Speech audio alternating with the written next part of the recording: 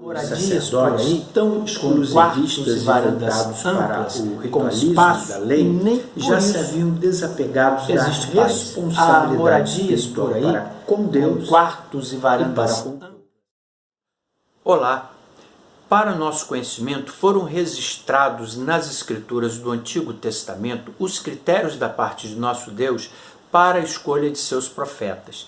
Pois tudo quanto outrora foi escrito para o nosso ensino foi escrito, a fim de que pela paciência e pela consolação das Escrituras tenhamos esperança. Esses critérios são os que foram seguidos para embasamento da sequência de comentários do texto do segundo livro dos Reis, capítulo 6, versos de 1 ao 7, que você já deve ter assistido ou deve assistir nessa mesma playlist. Assuntos pertinentes vieram à tona à medida que avançávamos naqueles comentários e que, agora, junto com os tais critérios, formam o conteúdo para a sequência desse vídeo. Vamos prosseguir, então, dando um novo título à playlist para Profetas à Moda Antiga, querendo dizer profeta à moda do Antigo Testamento. Foram citados Moisés, Elias e Eliseu. Para esse novo tema, nós desprendemos esforços para decidir entre quais de todos os outros profetas iríamos dar lugar para a formação desse conteúdo, uma vez que eles serviam ao mesmo Deus Altíssimo, que é imutável em seus critérios e tudo mais.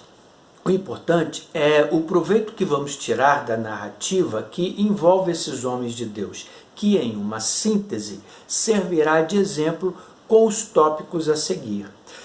O primeiro da lista, pelo qual destacamos para possíveis surpresas de quem lê, mas não se detém nos textos das Escrituras, é Abraão, que antes era chamado de Abrão. Preferimos chamá-lo sempre de Abraão, soa melhor. Abraão sempre foi visto como o pai da nação de Israel e de fato é. Seu filho mais velho, Ismael, é visto como o pai do mundo árabe. Mas a percepção para o momento sobre Abraão está no verso 7 do capítulo 20 do Gênesis. Nessa narrativa, o próprio Senhor Deus declara que Abraão era profeta.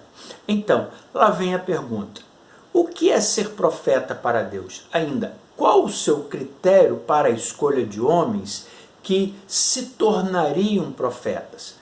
Vamos pular a parte do conceito genérico e estereotipado de profeta, como sendo homem de barba longa, vaticinador, anunciador de eventos futuros. Primeiro, que Deus retira Abraão do meio de um povo idólatra para lhe fazer promessas. O Senhor disse a Abraão: sai da tua terra, da tua parentela e da casa de teu pai, para a terra que eu te mostrarei, e farei de ti uma grande nação. Não há registros no primeiro livro das Escrituras que o denunciem como alguém que, no mínimo, fosse simpático ao ambiente idólatra.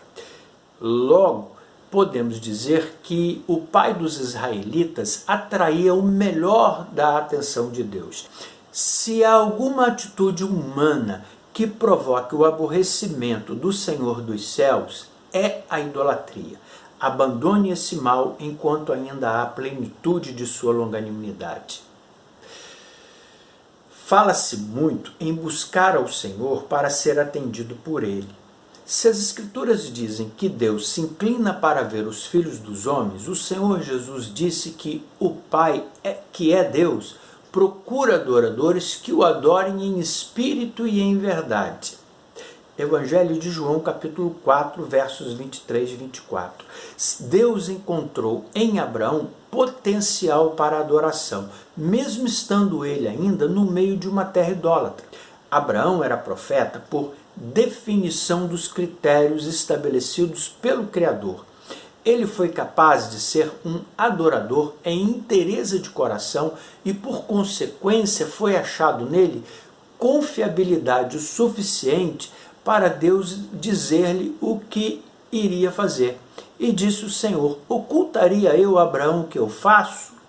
Gênesis capítulo 18, verso 17. Abraão por ter tido o potencial de ser confiável, é que adquiriu a promessa de ser pai de uma poderosa nação. Um parênteses aqui.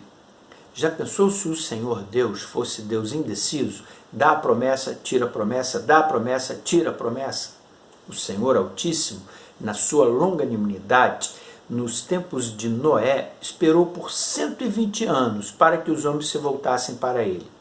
Quando as portas da arca foram fechadas, não houve quem as abrisse. Somente 8 vidas foram salvas do dilúvio. Já era. Já pensou se ele, o Senhor, ficasse naquela abre, fecha, fecha e abre? Não brinque. É isso que importa dizer. Ou Deus confia em você, ou não confia. Ele não tem dúvidas a seu respeito. Em certa ocasião, Abraão não tomou a frente na decisão de escolha de território, mas que foi capaz de deixar por conta de Ló, filho de seu irmão que o acompanhava, indo ele, Abraão, em seguida, por outro caminho. O profeta não disputou o território. Se Ló escolhe o lugar prometido a Abraão, iria arrumar uma encrenca com Deus? Não iria? Pois é. Mas já se deveria saber que, pelo seu perfil, qual seria a sua escolha? Os campos verdes do Jordão. Gênesis capítulo 13. O que parecia ser a melhor das escolhas não estava sendo. Havia outros lugares para o sobrinho de Abraão ir. Certamente, o local que lhe enchera os olhos seria destruído algum tempo depois. Veja a coerência no chamado de Abraão. Ser homem digno de confiança e desambição carnal do profeta. Imagine alguém alegando ser profeta, sendo contraditório entre o discurso e as atitudes que toma com nítida ambição carnal. Faria algum sentido depois da promessa se Abraão e Ló ficassem no bate-boca por aquelas campinas do Jordão? Lembre-se que no estudo anterior do segundo livro dos Reis, capítulo 6, de 1 a 7, Eliseu recusou dádivas de Naamã quando este foi curado de sua doença, pois o galardão do profeta no Antigo Testamento é o próprio Deus. Veio a palavra do Senhor a Abraão: não temas, Abraão, eu sou o teu escudo, o teu grandíssimo galardão. Fechamos essa parte para dizer que se alguém murmura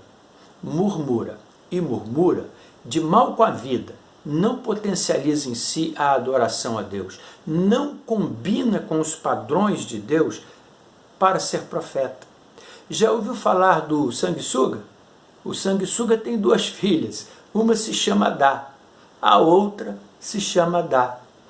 Tem gente que tem um relacionamento com Deus de pedinte, pedinte e pedinte.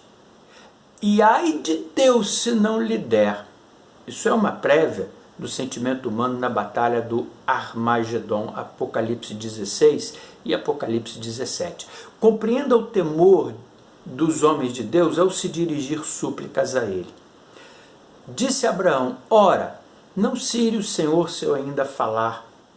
Moisés falou com Deus: agora, pois, se tenho achado graça aos teus olhos, rogo-te que me faças saber o teu caminho e conhecer-te-ei para que ache graça aos teus olhos.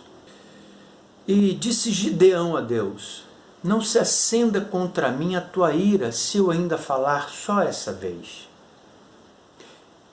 Então, nos tempos antigos, gente irreverente teria qualificação para ser profeta? Vai chamando Deus de o cara lá de cima, vai. Que intimidade é essa, gente? É muita falta de noção. Falamos bastante em confiar em Deus nos ser fiel. Entretanto, façamos perguntas invertidas a nós mesmos. Se vivêssemos naquele tempo, Deus nos encontraria para sermos dignos da confiança dele? Até o próximo tópico desse mesmo tema, profetas à moda antiga. Que Deus se agrade de nós, que Deus se agrade de você.